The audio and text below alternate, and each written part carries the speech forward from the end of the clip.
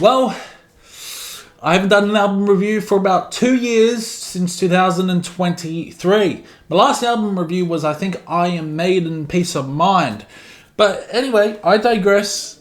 This is going to be the first long album review, a standalone album review since 2023. It's been a long fucking time. Just because we've entered a brand new era on the channel and we're bringing back standalone album reviews, but discovery will continue. So, welcome to the Abyss. There's a damp chill in the air as we descend into a catacomb lined with skulls. The stench of decay hangs heavy, and somewhere in the dark, something is stirring. Teitanblood is about to unleash something truly vile. This is from the Visceral Abyss, and no, it doesn't promise a gentle ride. Alright, enough theatrics, let's talk about the album. When I dropped my best metal albums of March video, a bunch of you yelled out, "Where's Teitanblood?" So, I gave it a proper listen. This is their 4th studio album, released March 28th in 2025 via Norma Invalidalium Diaboli, and it's been 5 years since the Baneful Quiet, the previous album.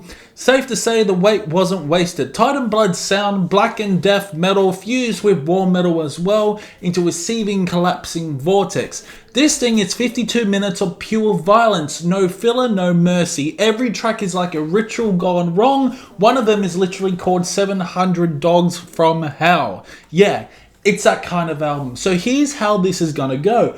I'll break this down track by track, give you the fucking real talk, praise where it's earned, criticism where it's needed. Buckle up, we're heading in deep. So let's talk about track 1, Enter the Hybergum. Enter the Hybergum kicks the album off by dragging you straight into the abyss. No warning, no mercy, opens with raw, cavernous hiss like a Last Tomb demo, then explodes into a full force war sound. Blast beats, suffocating distortion. It's Teitanblood saying, "We're not here to hold your fucking hand." The guitar tone is ugly in the best way, are filthy raw with riffs buried underneath the chaos. There's even a brief old school death metal solo that rips through the sludge, a rare flash of flavour before the next wave of violence. The drumming is relentless, switching from hyperspeed blasts to thudding stomps that hit like a cinder block. Production-wise, it's dense, claustrophobic, and punishing, exactly what you would expect from a band that thrives on sonic brutality. Some might find it a little bit overwhelming, especially if you're not used to this level of intensity, but that's the point. This is a statement opener, violent, chaotic, and completely uncompromising. You're either all in, or you're already buried.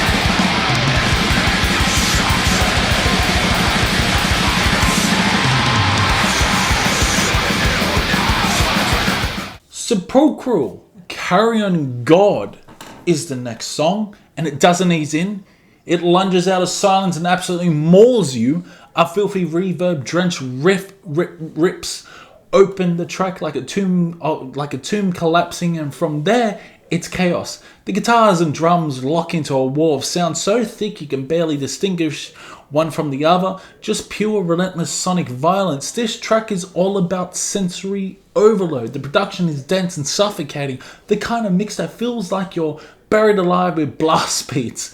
The drummer goes berserk. And what might sound like total madness at first, there's real precision buried under the filth. The riffs. The riffs are ugly, twisted, and barely decipherable, but they grow on you. With each listen, the shapes become clearer, or more disturbing. Midway through, things escalate even further, like the band found a button labeled "too much" and smashed it. Vocals descend in demonic growls, and the pace hits a new high. It's Teitanblood at the most brutal, almost cartoonishly violent in its delivery. My criticism is it's a bit one note. If you're not already into this kind of punishment, it might just feel like 7 minutes of being steamrolled. For fans though, it's cathartic chaos. For everyone else, welcome to the edge of musical sanity. Take a listen.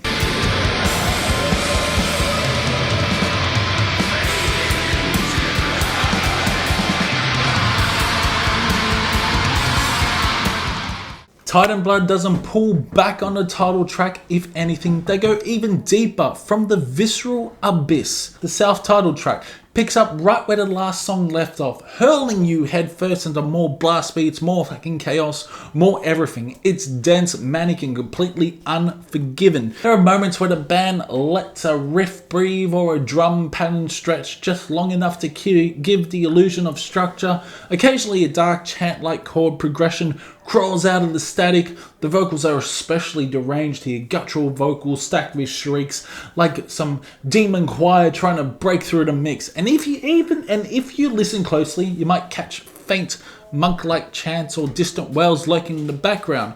Or maybe that's just your sanity slipping. The downside, this track doesn't do much to break the pattern of relentless assault. It's immersive, but not especially memorable on its own. If you're already feeling pummeled, this won't help. It's more like being dragged deeper into the same nightmare. Still, as a title track, it nails the vibe, violent, ritualistic, and absolutely massive. Just don't expect to come out clean.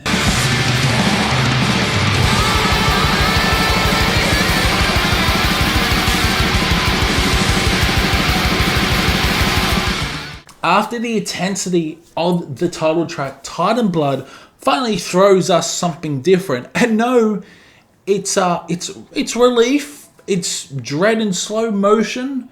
700 dogs from hell isn't the chaotic assault the title might suggest. It's actually an atmospheric interlude drenched in dark ambient textures, low frequency rumblings, sound of howling dogs, and unsettling tones that feel like they were recorded in a tunnel deep beneath the earth.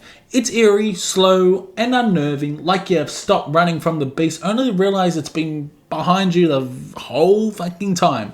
There's no guitar chugging, no blast beats, just a sound of tension slowly building. You might hear faint whispers or distant drones, or maybe you're hallucinating. That album does that. It really does. As far as interludes go, this one works well because it doesn't feel like filler. It feels like a genuine descent. The point where you realize you're not climbing out of the abyss, you're settling in. It resets your brain just enough before the final act begins. And in an album this intense, that moment of ambient dread is honestly welcoming. Then we go on to Strangling Visions. Comes in swinging with no holds bars, no ambient build up, just a savage riff that stomps in like a demon with purpose. It's one of the most instantly gripping tracks on the album, leaning into riffs that actually groove, at least by Teitanblood standards. The opener lurches forward of a sinister rhythm before being swallowed in absolute chaos, but that brief moment sticks with you. The real highlight here is the lead guitar work, squealing chaotic solos that it sounds like someone torturing a guitar for fun. One solo halfway through absolutely rips through the mix, easily the longest and most unhinged burst of lead work on the whole album in my opinion, and it's just glorious. Vocals are unhinged with NSK shrieking and howling like something clawing its way out of the crypt. Drums match the energy with some killer fills and a gnarly double kick breakdown that hits like a cinder block to the ribs. This one feels more structured, a little more memorable, and even a touch fun in a sadistic kind of way. Sure, it might slightly lighten the oppressive tone for a minute, but that's what makes it stand out. It's a late album shot of adrenaline and easily one of the album's strongest tracks.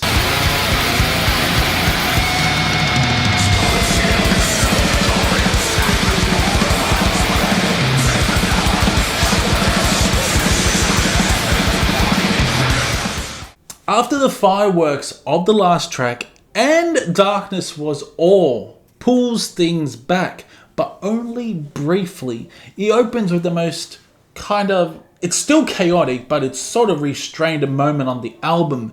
Eerie with crazy blast beats, brooding riffs, and distant cymbals that echoed like wind through a crypt. It's almost peaceful if you ignore the overwhelming sense that something's about to lunge at you, and then it does. About a minute in, the blast beats kick in and the track detonates into another chaotic storm. But here's the twist: buried in that chaos is an infectious, doomy guitar riff that cuts through the murk. It's subtle, but once you catch it, it sticks with you. A sinister hook that anchors the violence for just a moment before it all spirals out of control again. There's a solid push and pull throughout the song, brief atmospheric dips, a bit of space, then more pummeling black metal. It's like a ritual gone wrong, dissonant, twisted, but methodical. While the track might not stand out as a single, it's crucial to the album's pacing. It resets the atmosphere without ever letting you truly breathe. That haunting intro and the infectious midsection riff give it identity, and as a bridge to the final track, it does a good job revving you up for whatever nightmare comes next.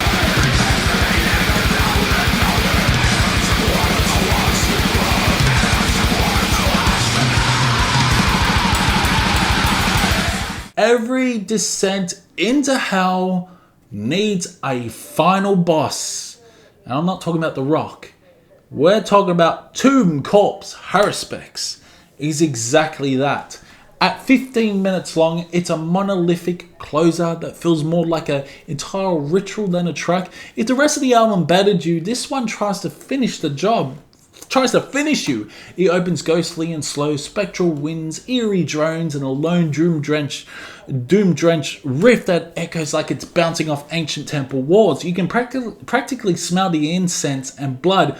Teitanblood takes their time building this one, layering in deep drums, ambient moans, and monk-like chants until it fully erupts. When it does, it's crushing. The track shifts between glacial doom passages and frenzied black death, war metal assault, keeping the tension alive with unpredictable pacing. At one point it drops into near silence, then returns with a demonic roar and one of the most ritualistic call and response sections on the record. NSK sounds genuinely possessed, alternating between guttural vocals and tortured screams. Production wise, this one breathes more than the rest. You can hear the space, drums echo like they're bouncing off cavern walls, and the bass rumbles under your skin. Oh, goosebumps. By the end, the tempo crawls to a ceremonial halt, eerie choral touches fading into oblivion. It's not for the impatient, it's long, sprawling, and deliberately exhausting, but as a conclusion, it's perfect. It captures everything from the Visceral Abyss stands for and seals the coffin with a whisper.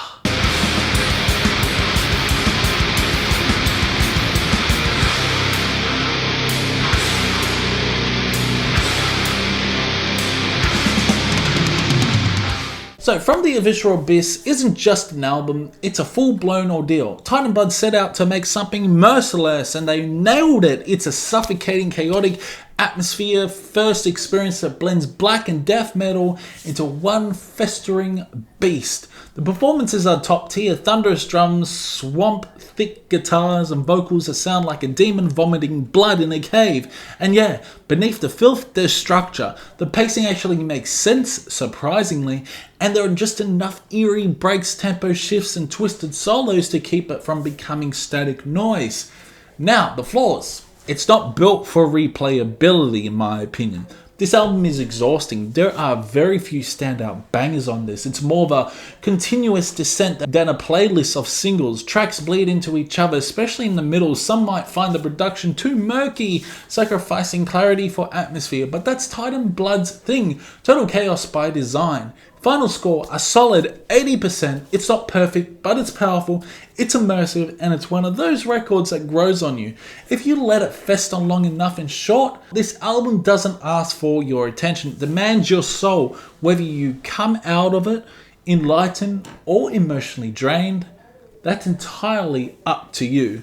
So yeah, let me know what you thought about my first full-length album review in 2 years on this channel.